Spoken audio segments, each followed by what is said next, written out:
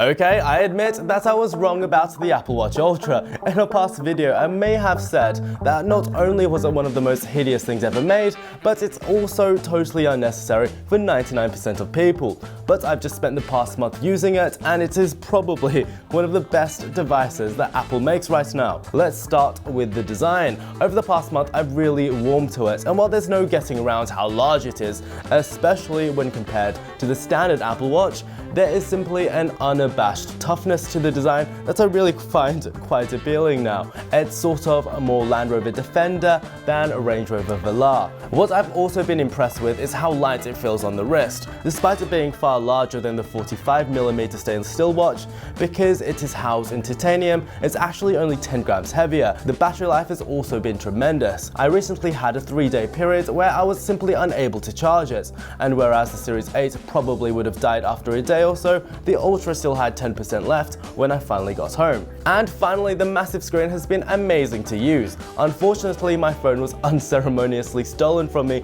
in Barcelona recently, so I have been extra careful not to use my new phone in public too much after that. But it turned out not to be too much of a chore because of the larger flat screen, which has made it a delight to use for not only navigation, but also for sending messages, using Instagram, and even sending emails. All these abilities have been on the Apple Watch for a while now, but the Ultra finally makes it a pleasure to use. Overall then, I could not have been more wrong about this thing.